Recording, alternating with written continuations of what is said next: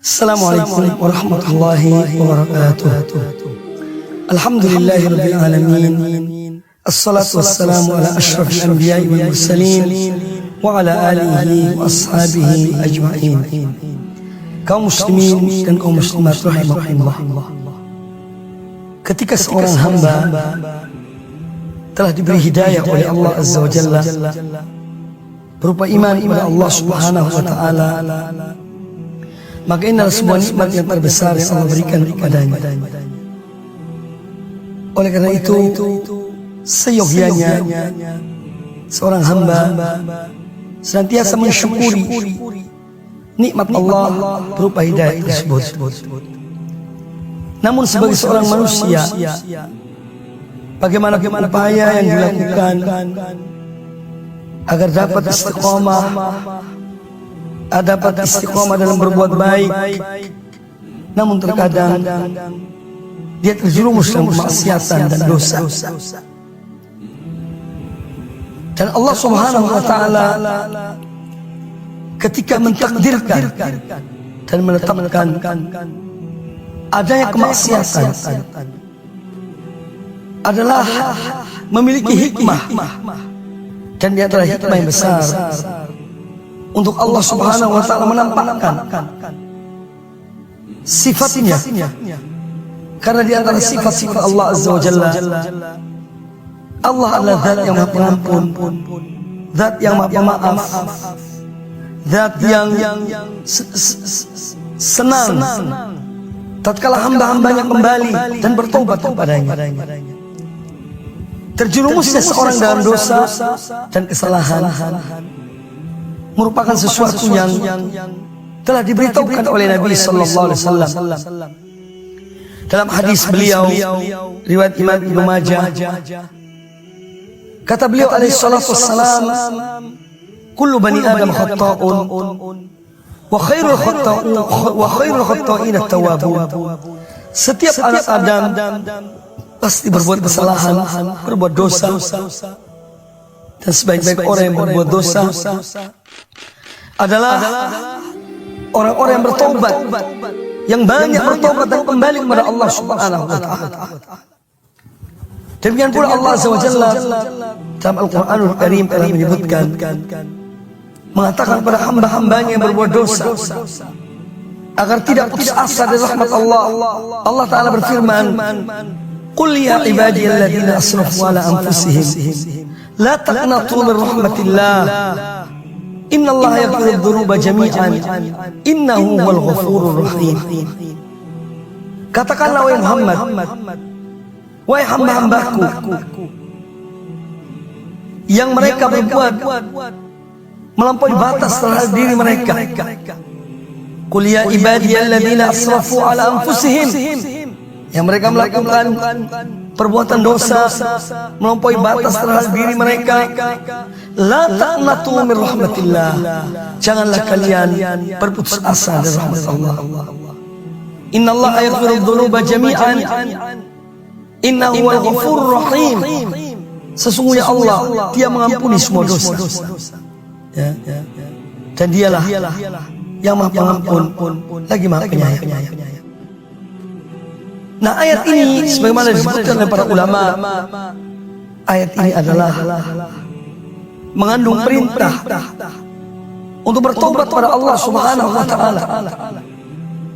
Karena ada di antara dosa-dosa yang apabila seorang tidak bertobat darinya, maka dia tidak diampuni oleh Allah Subhanahu wa taala. Kalau dia meninggal dalam keadaan dan tetap melakukan dosa tersebut, belum bertobat dari dosa itu, maka dia tidak akan diampuni oleh Allah Azza wa Jalla. Contohnya adalah kesyirikan. Seorang yang berbuat dosa berupa kesyirikan, dia harus kembali dan bertobat pada Allah Azza wa Jalla. Nah, yang terpenting dari apa yang kita simak tadi, ketika kita mengetahui bahwasanya manusia terjerumus dalam dosa, dan sebaik-baik orang yang berbuat dosa yang kembali kepada Allah Subhanahu wa taala, yang banyak bertobat kepada Allah Subhanahu wa taala, maka kewajiban seorang hamba yang mana dia tidak luput dari dosa dan kemaksiatan adalah dan dia kembali kepada Allah Subhanahu wa taala. Dia melakukan kebaikan. Dia mengadakan perbuatan yang baik. Sesudah dia berbuat keburukan, sebagaimana disabdakan oleh Nabi sallallahu alaihi wasallam, wa atbi'is sayyi'atal hasanata tamhuha, dan ikutilah suatu perbuatan buruk dan engkau melakukan perbuatan yang baik. Para ulama menyebutkan melakukan perbuatan yang baik setelah melakukan perbuatan yang buruk, yang pertama adalah dengan bertobat pada Allah Azza wa Jalla. Seorang mengakui akan dosanya dan kesalahannya. Yang kedua adalah dengan memperbanyak amal-amal kebaikan. Setelah seorang melakukan perbuatan dosa dan kesalahan. Dan ada sebuah hadis Nabi sallallahu alaihi wasallam yang mana hadis ini tentu mendorong seseorang untuk senantiasa bertobat dan kembali kepada Allah Subhanahu wa taala serta melakukan amal-amal kebaikan. Setelah dia melakukan suatu perbuatan dosa, suatu kemaksiatan atau suatu kesalahan. Diriwayatkan oleh Imam At-Tabrani dalam kitabnya Al-Mu'jamul Awsat dari sahabat Abu Dzar Al-Ghifari radhiyallahu anhu, beliau mengatakan bahwa Rasulullah sallallahu alaihi wasallam bersabda, "Man ahsana fima baqiya ghufira lahu ma madha." Man ahsana fima baqiya. Barang siapa yang dia berbuat baik pada sisa-sisa umurnya, pada sisa-sisa kehidupannya, niscaya dia akan diampuni apa yang telah dia lakukan, apa yang telah dia kerjakan dari perbuatan-perbuatan dosa. Kemudian kata Nabi sallallahu alaihi wasallam, "Wa man asa'a fima baqiya ukhidha ma madha wa ma baqiya." Wa man asa'a, dan barang siapa yang dia tetap berbuat jelek pada sisa-sisa umurnya, maka dia akan diberi sanksi dari dosanya yang terdahulu maupun yang kemudian. Nah, hadis ini sebetulnya apabila seorang merenungkannya, betapa Allah Subhanahu wa taala memiliki rahmat dan ampunan yang besar kepada hamba-hambanya. Maka Nabi sallallahu alaihi wasallam mengarahkan kepada hamba-hamba Allah, kepada umat-umat, agar dia memanfaatkan umurnya atau pada sisa-sisa umurnya, sisa-sisa waktunya yang ada untuk melakukan perbuatan-perbuatan yang baik. Maka perbuatan-perbuatan yang baik yang dilakukan di akhir-akhir kehidupannya akan menghapus dosa-dosa yang terdahulu.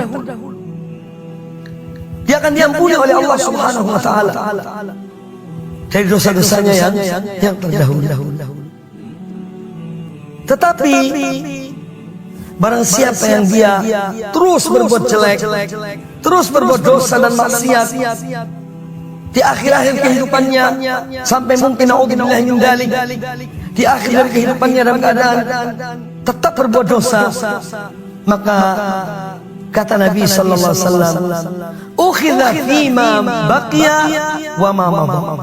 Maka ukhidha bima madha wa ma baqiya. Maka dia akan diberi sanksi oleh Allah terhadap dosa-dosa terdahulu dan yang dia lakukan di akhir kehidupan. Makanya seorang hamba ketika dia selalu minta kepada Allah Azza wa Jalla agar Allah memberikannya, menganugerahkan kepadanya husnul khatimah, mati dalam keadaan baik. Salah satunya adalah mati dalam keadaan dia telah bertobat pada Allah Ta'ala. Mati dalam keadaan dia melakukan amal kebaikan, amal soleh. Dan ini salah satu tanda, salah satu ciri seorang mati dalam kebaikan. Dan Allah Azza wa Jalla apabila menghendaki seorang hamba kebaikan di akhir hidupnya, yaitu dengan dia mati dalam keadaan baik, dalam keadaan husnul khotimah, maka Allah menggunakan hamba ini. Sebagaimana disabdakan oleh Nabi sallallahu alaihi wasallam dalam hadis yang sahih, "Idza aradallahu bi'abdin khairan," apabila Allah menghendaki suatu kebaikan bagi seorang hamba, ista'malahu, maka Allah akan menggunakan untuk memakai hamba ini. Maka sebagian sahabat bertanya, "Kila." Sebagian sahabat bertanya kepada Nabi sallallahu alaihi wasallam, "Ya Rasulullah, wa kaifa yasta'miluhu?" Wahai Rasulullah, bagaimanakah Allah memanfaatkan, Allah memakai orang ini, seorang hamba tersebut yang Allah menghendaki kebaikan baginya? Qal, kata Nabi sallallahu alaihi wasallam, "Yahdihi li amalin salihin qabla mautihi." Yahdihi li amalin salihin qabla mautihi. Maka Allah memberikan petunjuk, memberikan hidayah, memberikan taufik kepadanya, yakni untuk melakukan amal-amal kebaikan sebelum dia meninggal. Ini cara bagaimana Allah Subhanahu wa taala memakai seorang hamba di akhir kehidupannya, yang mana Allah menghendaki kebaikan baginya. Maka kaum muslimin dan kaum muslimat rahimani wa rahimakumullah, tidak ada gading yang tidak retak, tidak ada manusia yang luput dari dosa dan maksiat, kecuali orang-orang yang memang dipelihara dan dijaga oleh Allah Azza wa Jalla. Tetapi yang terbaik adalah bagaimana seorang menyadari dan menyesali perbuatan dosa yang pernah dia lakukan. Kemudian penyesalan itu menggiring dia, membawa dia kepada taubat, kepada amal kebaikan sampai akhir dari kehidupan. Seorang yang pernah melakukan kesyirikan, tinggalkanlah kesyirikan itu, hijrahlah dari kesyirikan kepada tauhid.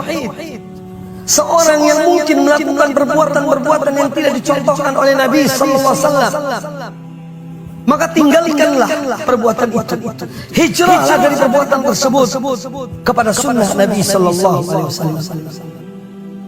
Seorang yang pernah terjerumus dalam perbuatan dosa dan maksiat, hendaklah dia berhijrah dari perbuatan dosa tersebut kepada perbuatan ketaatan, sebagaimana yang disabdakan oleh Nabi sallallahu alaihi wasallam dalam hadis sahih riwayat Imam Muslim, "Wal muhajiru man hajara ma nahallahu anhu," dan seorang berhijrah adalah orang yang meninggalkan apa yang dilarang, apa yang dilarang oleh Allah Subhanahu wa taala. Dia meninggalkan apa yang dilarang oleh Allah, dan dia tentu kembali kepada Allah dan melakukan ketaatan kepada Allah Taala. Semoga Allah Azza wa Jalla senantiasa memberikan pada kita taufik, memberikan kekuatan untuk kita selalu kembali kepada Allah, menyesali perbuatan dosa yang kita lakukan, menyesali waktu dan umur kita yang berjalan, yang berlalu, ya. Dan di saat-saat itu mungkin kita melakukan dosa atau menyia-nyiakan kesempatan yang ada. Semoga semua itu diampuni oleh Allah Subhanahu wa taala, dan kita mengisi kehidupan kita adalah dengan beribadah kepada Allah Subhanahu wa taala sampai akhir dari kehidupan kita. Semoga apa yang disampaikan bermanfaat bagi kita semuanya. Aqulu qouli hadza wallahu taala a'lam. Wassalamualaikum warahmatullahi wabarakatuh.